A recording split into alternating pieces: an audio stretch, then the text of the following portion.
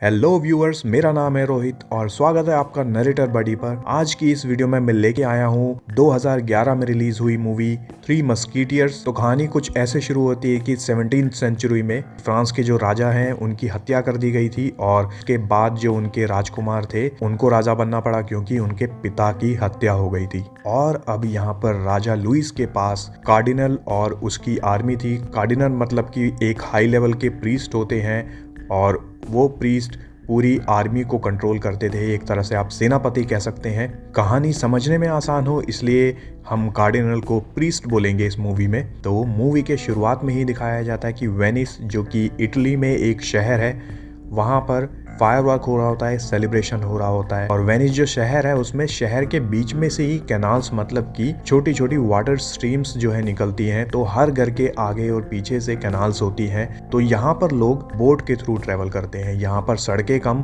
पानी की कैनाल्स ज्यादा हैं। तो यहाँ पर एक सोल्जर खड़ा होता है एक पैलेस के बाहर और पहरा दे रहा होता है। तभी पानी के अंदर से एक आदमी निकलता है और वो सोल्जर को मार गिराता है। उसके पीछे से और भी सोल्जर्स आते हैं लेकिन वो आदमी उन सोल्जर्स को भी मार गिराता है। फिर वो आदमी अपने चेहरे से मास्क हटाता है। तो उसके बाद पता लगता है कि जो थ्री मस्कीटियर्स हैं उनमें से ये पहला मस्कीटियर्स हैं एथोस। एथोस यहाँ पर काम कर रहा होता है अपनी गर्लफ्रेंड के साथ और उसकी गर्लफ्रेंड का नाम होता है मिलेडी। एथोस और मिलेडी जिस काम के लिए यहाँ पर आते हैं उस काम के लिए एक चाबी की ज़रूरत होती है और वो चाबी मिलेडी के पास है। इसके बाद दूसरा सीन दिखाया जाता है जिसमें कि एक आदमी बहुत ऊंची बिल्डिंग से नीचे कूदता है और पानी में तैरती हुई बोट के ऊपर सीधा जाके लैंड करता है। पानी की बोट में एक किंग और उसके साथ एक लड़की होती है और वो आदमी जो बोट में किंग होता है उसको हरा देता है। किंग हारने के बाद उस आदमी को एक चाबी देता है और इस आदमी का नाम होता है अरामिस। अरामिस भी थ्री मस्कीटियर्स में से दूसरा मस्कीटियर है। तो आप नाम याद रखिएगा मूवी में आगे बढ़ते वक्त। तीसरे सीन में दिखाया जाता है कि एक आदमी को चेन से बांधा हुआ है और उसके सामने जो जेलर है वो आता है और पूछता है कि बताओ अपने साथियों के बारे में कि तुम्हारे बाकी साथी कहाँ पर हैं। तो वो बोलता है कि मैं कुछ नहीं बताऊंगा और तुमने मुझे नहीं पकड़ा है, मैं यहाँ खुद अपनी मर्जी से तुम्हारे सामने आया हूँ। तो इस कैदी का नाम होता है पोर्थोस। पोर्थोस एक बहुत लंबा चौड़ा आदमी होता है। पोर्थोस जिन जंजीरों से बंधा होता है उन जंजीरों को तोड़ देता है और सेम उन्हीं जंजीरों से जो जेलर होता है उसको लपेट देता है, उसको कैद कर देता है। फिर इसके बाद पोर्थोस, अरामिस और एथोस और मिलेडी चारों लोग मिलकर एक कमरे में जाते हैं और उस कमरे में दरअसल वो एक चीज के लिए आते हैं, वो है एक नक्शा या फिर एक डिज़ाइन आप कह सकते हैं। और ये डिज़ाइन बहुत बड़े आर्टिस्ट दा विंची ने डिज़ाइन किया था और इस डिज़ाइन को छुपा के रखा गया था एक खुफिया तिजोरी के अंदर। और उस तिजोरी को खोलने का जरिया वही था जो चाबियां इन चारों लोगों के पास थी। तो उसके बाद ये चाबी लगाते हैं ताले में और देखते ही देखते सामने एक अंडरग्राउंड गुफा नजर आती है। चारों लोग उस गुफा में एंटर करते हैं और देखते हैं कि जैसे ही उन्होंने एंटर किया मशाले अपने आप जल जाती हैं। पोर्थोस आगे बढ़ने की कोशिश करता है लेकिन एथोस उसको रोक लेता है कि ये इतना आसान नहीं है जितना दिख रहा है। अंदर जाने के लिए रास्ता सेफ है ये चेक करने के लिए एथोस एक चाकू को अंदर फेंकता है और जैसे ही वो चाकू अंदर गिरता है तो गुफा के दोनों तरफ से गोलियों का और तीरों का हमला होने लगता है। तो इससे पता लगता है कि इस गुफा में जाना उतना आसान नहीं है जितना दिखता है। लेकिन यहाँ पर मिलेडी के दिमाग में कुछ अचानक से चलता है और वो अंदर गुफा के अंदर बढ़ने लगती है और सभी हथियारों से बचते बचाते वो फाइनली वहाँ पहुँच जाती है जहाँ पे वो डिज़ाइन रखा होता है जिसके लिए चारों यहाँ पर आते हैं अपनी जान को दाव पे लगा के। पीछे से जेलर भी अपनी पूरी सेना को लेके आ जाता है। तब तक मिलेडी उस डिज़ाइन को ढूंढती है, उस पेपर को ढूंढती है और वो पेपर उसको मिल जाता है। चारों यहाँ पर घबरा जाते हैं कि अब वो लोग कैसे बाहर निकलेंगे। यहाँ पर एथोस बोलता है कि मैं इस छत को डायनामाइट से उड़ा देता हूँ और वो ऐसा ही करता है, छत को डायनामाइट से उड़ा देता है। अब क्योंकि यहाँ पर पूरी जो गलियाँ हैं वो पानी से भरी हुई हैं, जैसे ही वो डायनामाइट से छत को उड़ाता है जो गलियों का पानी है वो अंदर आने लगता है और गुफा बिल्कुल नीचे होती है गली के अंदर जिस पे पूरा पानी भरा होता है और पानी पूरा गुफा के अंदर चला जाता है और जो डायनामाइट की वजह से जो छेद होता है उस गुफा में उससे चारों बाहर आ जाते हैं। अगले सीन में दिखाया जाता है कि ये चारों बातें कर रहे होते हैं कि ये जो मैप हमें मिला है, जो डिज़ाइन हमें मिला है, इसका करना क्या है। तो यहाँ पर मिलेडी बोलती है कि मुझे माफ़ करना कि मुझे इस मैप की, इस डिज़ाइन की जो कीमत है किसी और ने ज़्यादा दी है, तो इसलिए मैं तुम लोगों को यहाँ पर धोखा दे रही हूँ। मिलेडी इन तीनों की ड्रिंक्स में जहर मिला देती है और तभी सामने आता है एक नया कैरेक्टर। इस कैरेक्टर का नाम है बकिंगम। दरअसल ये इंग्लैंड का राजा है और इसका नाम है बकिंगम।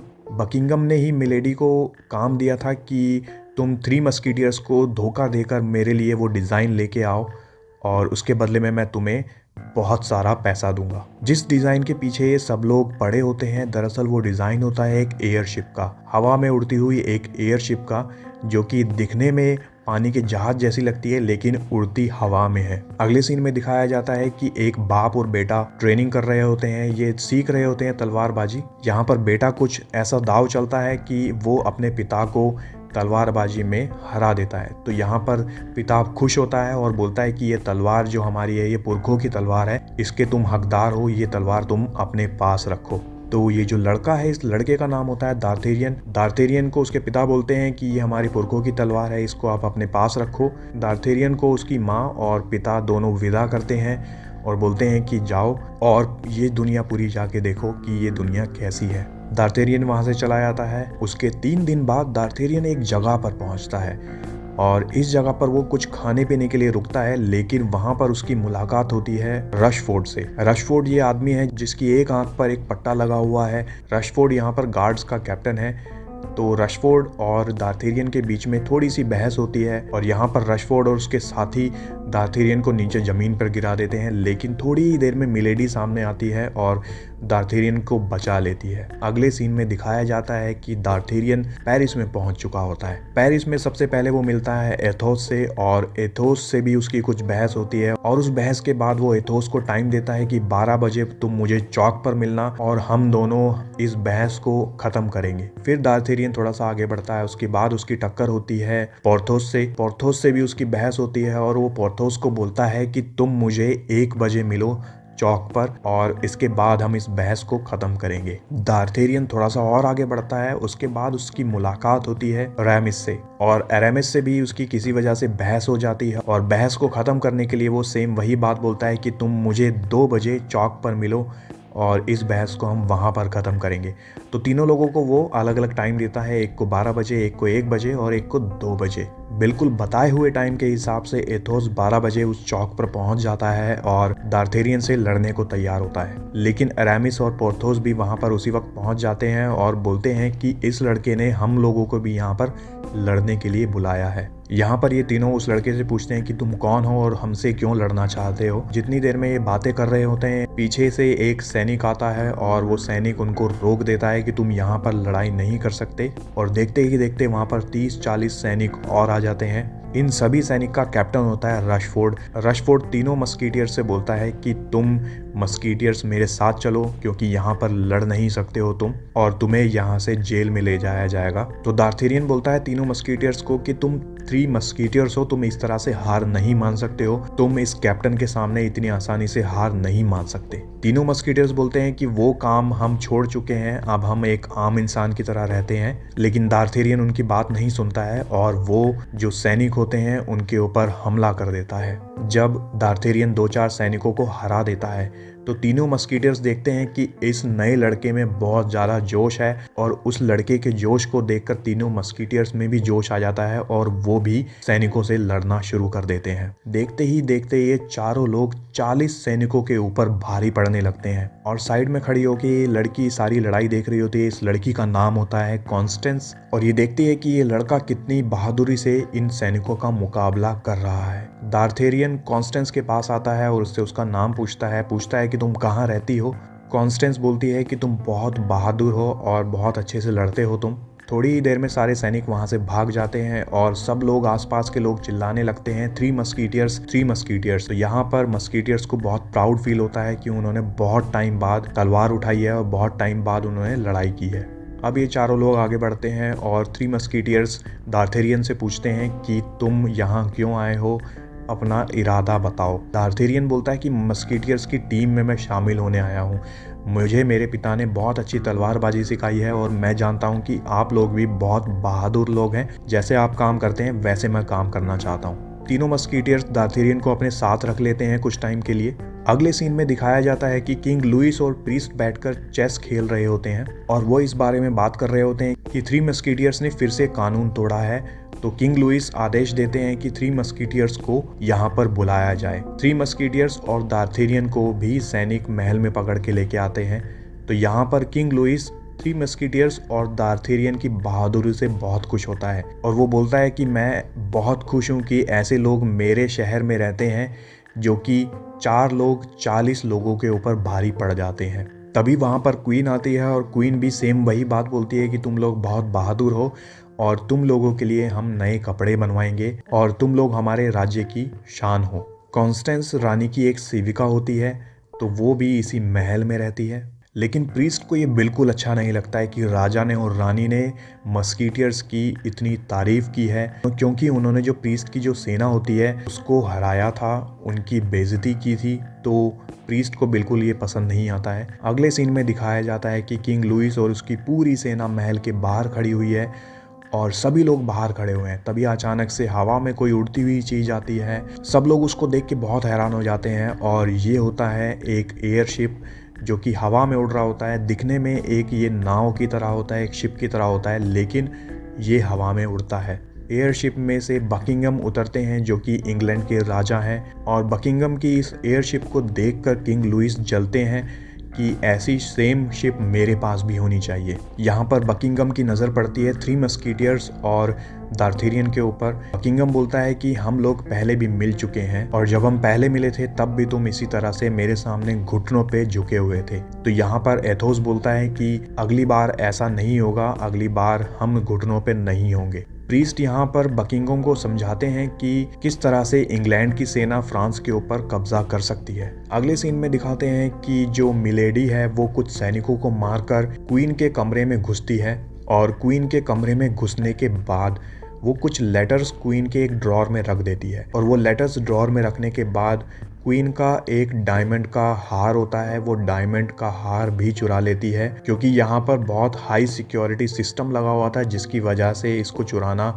बहुत मुश्किल था। लेकिन मिलेडी इस डायमंड के नेकलेस को चुरा लेती है और ये नेकलेस चुराने के बाद बकिंगम और मिलेडी दोनों उस एयरशिप में उड़कर इंग्लैंड वापस चले जाते हैं।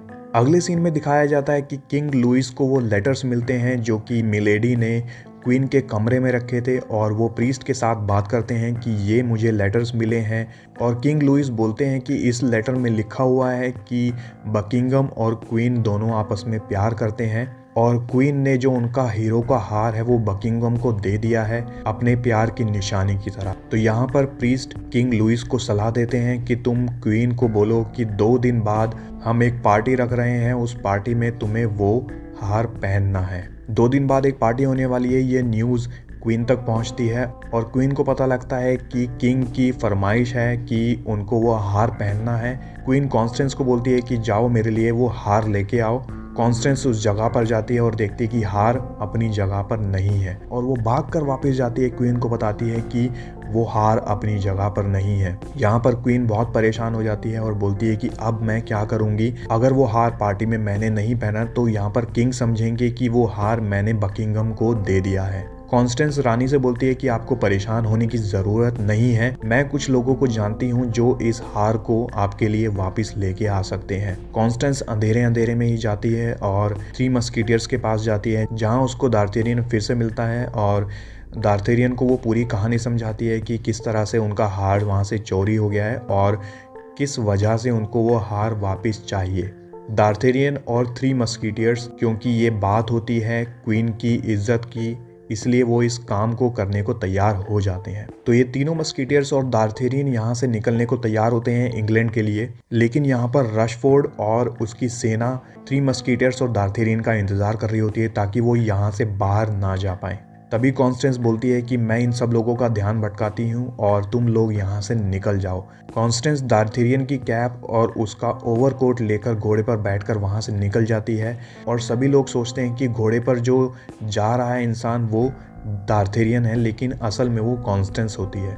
तो यहाँ से दार्थेरियन और तीनों मस्कीटियर्स शिप में बैठ जाते हैं और यहाँ पर शिप में वो डिस्कस करते हैं कि किस तरह से बकिंगम के पैलेस के अंदर उनको जाना है, क्योंकि बकिंगम पैलेस के चारों तरफ सिक्योरिटी गार्ड होते हैं और उसके अंदर घुसना बहुत मुश्किल होता है। तो ये सब लोग प्लान बनाते हैं कि अंदर घुसते वक्त डार्थेरियन बाकी लोगों का ध्यान भटकाएगा और थ्री मस्कीटियर्स उस हार को चुरा लेंगे। डार्थेरियन बकिंगम पैलेस के अंदर घुस जाता है और जो सैनिक होते हैं बकिंगम के वो डार्थेरियन को चारों तरफ से घेर लेते हैं। मिलेडी बकिंगम को बताती है कि अभी यहाँ पर सिर्फ डार्थेरियन आया है, बाकी तीनों मस्कीटियर्स भी आसपास ही होंगे। सैनिक डार्थेरियन को पकड़ के लेके आते हैं बकिंगम के सामने।